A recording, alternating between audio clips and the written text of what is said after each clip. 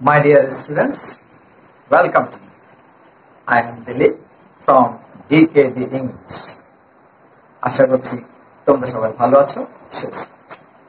এখন তোমাদেরকে যেটা বোঝাতে চলেছি সেটা নিশ্চয়ই তোমরা বুঝতে পেরেছো। প্রিপোজিশনস। এটাও জানো যে প্রিপোজিশনস এর অনেকগুলো রুলস আছে। তো সবগুলো রুলস একসাথে মনে রাখা হয়তো সবার জন্য সহজ নাও হতে পারে।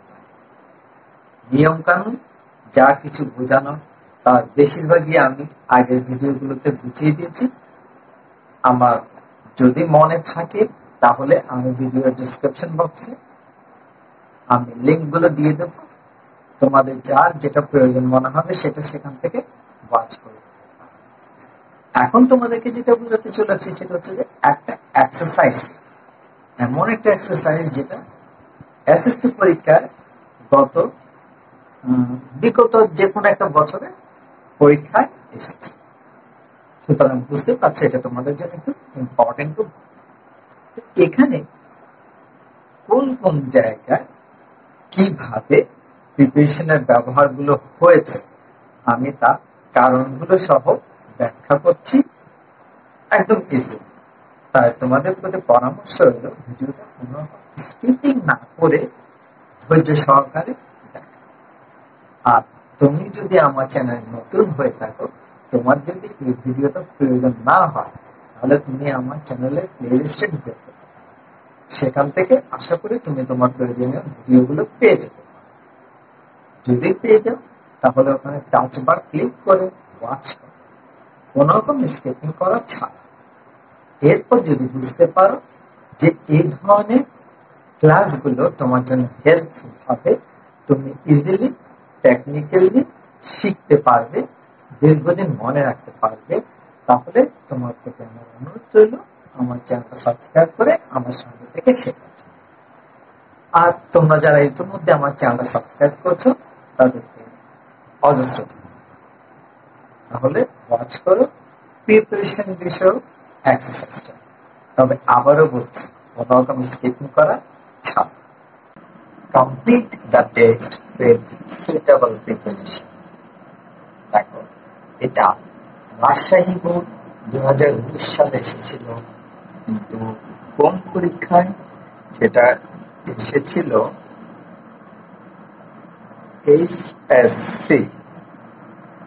এসএসসি পরীক্ষায় রাজশাহী বোর্ডে 2019 সালে এসেছে।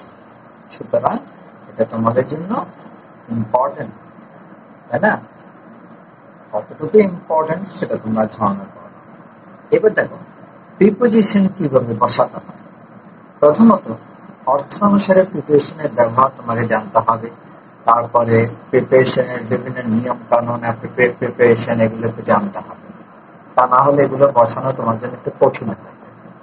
তা আমি অর্থ সহ বুঝিয়ে দিচ্ছি, একটু মনোযোগ দিয়ে এটা একটু যদি ওয়াচ করো আমার মনে হয় জিনিসটা তোমাদের শেখা হয়ে যাবে। যারা জানো না, যারা নিয়মগুলো ভুলে গেছে হয়তো তাদেরও নিয়মগুলো এখন মনে আসবে। When the sun was setting, dash the treetops, the jailer came. প্রথমে এখানে এই জিনিসটা দেখো, the treetops বলছে সাধারণত কি বোঝায়? গাছের পিছনে অথবা গাছের উপর, একদম গাছের উপর।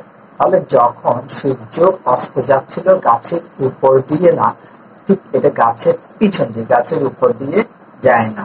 সাধারণত সূর্য যখন গাছের পিছন দিকে হেলে পড়ে তখন সেটা হয় যে গাছের পিছন দিকে যাচ্ছে, গাছের উপর দিয়ে তো সাধারণত সূর্য অস্ত যেতে পারে না। কোন একটা লম্বা গাছ বা ঝোপঝাড়ের পিছন দিয়ে সূর্য অস্ত যায় বলে আমরা বলে থাকি। তো তোমরা হয়তো অনেকে মনে করবে যে এটা সেটিং এর পর অন হবে বা আপ হবে, কিন্তু এটা কোনটাই হবে না। এটা হবে কি? এটা হবে বিহাইন্ড। মানে হচ্ছে পিছন। তাহলে when the sun was setting behind the treetop, the jailer came dash the room of Socrates to bid him prepare dash death. এখানে তোমাদেরকে একটা কথা বলে রাখি যে আগে সেন্টেন্স যে টেক্সটটা ভালো করে পড়ে এর মিনিং মিনিংটা বুঝে নেওয়ার চেষ্টা করবে, তাতে করে প্রিপারেশন বসানো তোমাদের জন্য অনেক সহজ হয়ে যাবে।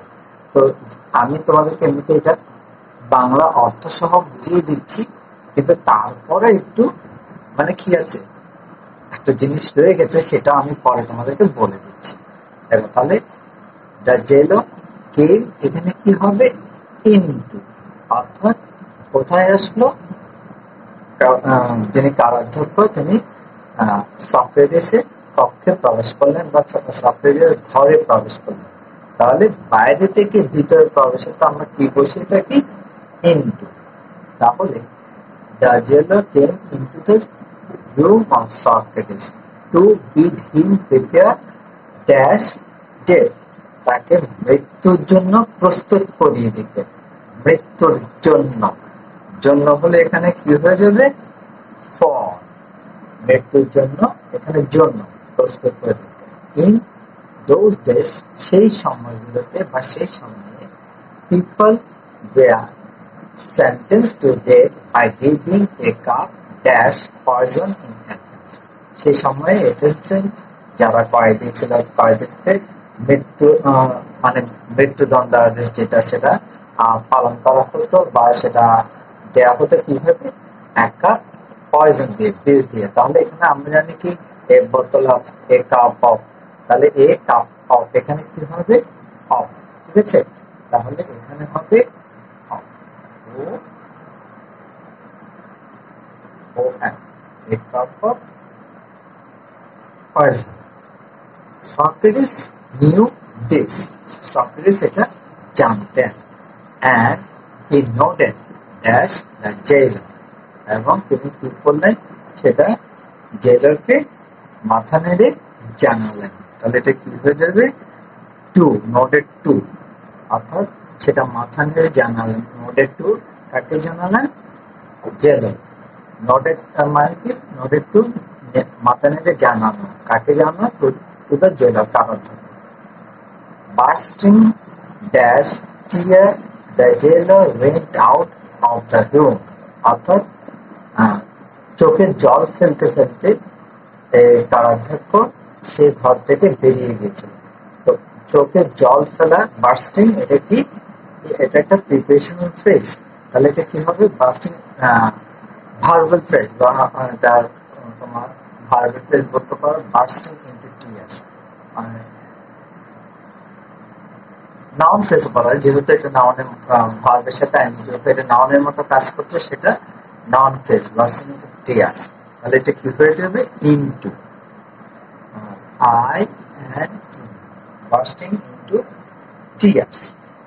টিয়ার, দ্য জেলার ওয়েন্ট আউট, চোখ ভরা জল নিয়ে বা চোখে জল ফেলতে ফেলতে কারাধ্যক্ষ বেরিয়ে গিয়েছিলেন, মানে রুম থেকে বেরিয়ে গিয়েছিলেন, and return dash a cup of hemlock, এবং ফিরে আসলেন কি নিয়ে, এক কাপ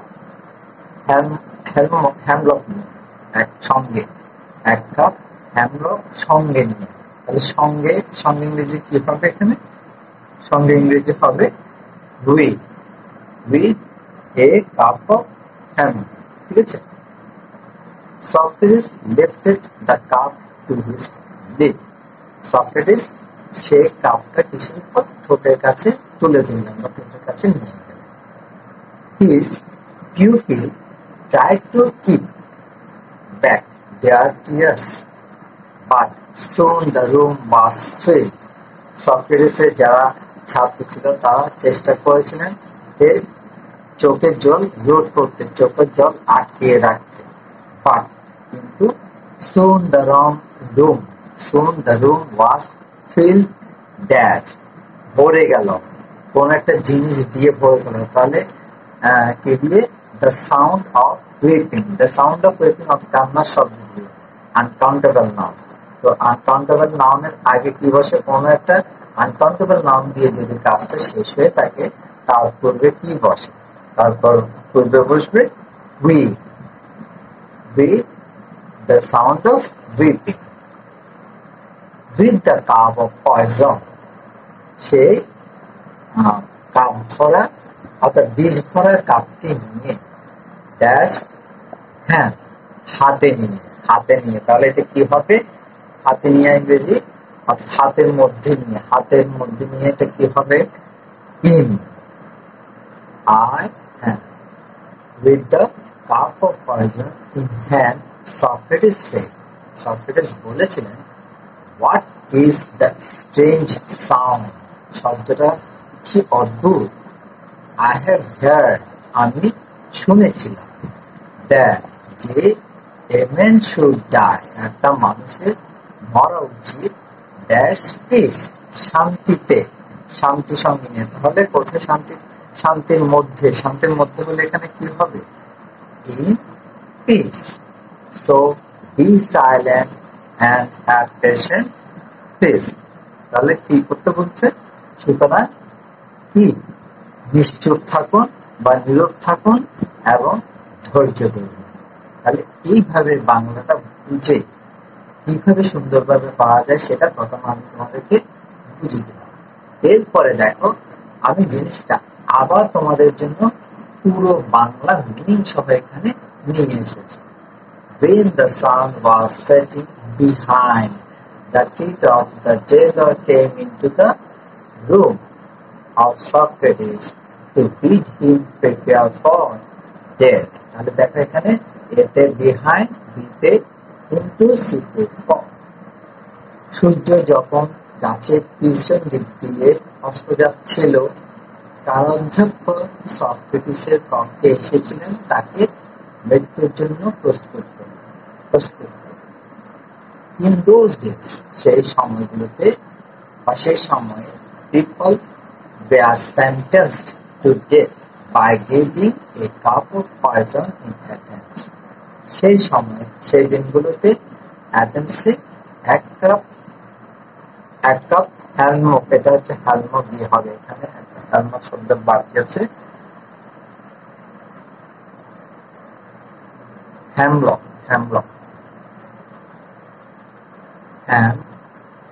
এখানে হ্যামলকের তো কোনো কথা নেই মনে হয়। In those days, people were sentenced to death by giving a cup of poison, মানে একটা বিজনেস, সেখানে হ্যামলকের কথা লিখা নেই। তারপর so Socrates knew this, Socrates এটা জানতেন, and he nodded to the jailer, এখানে কি হলো টু, তাহলে সক্রেটিস সেটা জানতেন এবং তিনি কারাধ্যক্ষকে মাথা নেড়ে জানালেন বা জানিয়েছেন। Bursting into tears, the jailer went out of the room and returned with a cup of hemlock. দেখো এই যে এখানে এসে চোখে জল ফেলতে ফেলতে কারাধ্যক্ষ বেরিয়ে গিয়েছিলেন এবং এক কাপ হ্যামলক নিয়ে ফিরে এসেছেন। Socrates lifted the cup to his lips. Socrates কাপটি ঠোঁটে তুলে নিয়েছে। His pupils tried to keep back their tears, but soon the room was filled with the sound of weeping. তার ছাত্ররা চোখে জল আটকানোর চেষ্টা করেছিলেন, কিন্তু শীঘ্রই ঘরটি কান্নায় ভরে গিয়েছিল। With the cup of poison in hand, Socrates said, "What is the strange sound?" বিষের কাপ হাতে নিয়ে সক্রেটিস বলেছিলেন, কি অদ্ভুত শব্দ। I have heard that a man should die in peace. আমি শুনেছি একজন মানুষের শান্তিতে মরা উচিত। So be silent and have patience. তাই নীরব থাকুন এবং ধৈর্য ধরুন। তাহলে দেখো অর্থটা যদি তুমি বাংলা অর্থটা যদি বুঝো, তাহলে প্রিপারেশন বসানো বা প্রিপারেশনের ব্যবহার তোমার জন্য অনেকটাই সহজ হয়ে ওঠে। আর সেজন্য আমি তোমাদেরকে বলি, ইংরেজি যাই শিখো না কেন, প্রথমে ওয়ার্ড মিনিং এবং টেক্সট মিনিংটা ভালো করে বুঝে নিবে, ঠিক আছে? তো আসলে ব্যাপারটা তোমাদের ক্লিয়ার হয়ে গেল। Thank you very much for watching the video.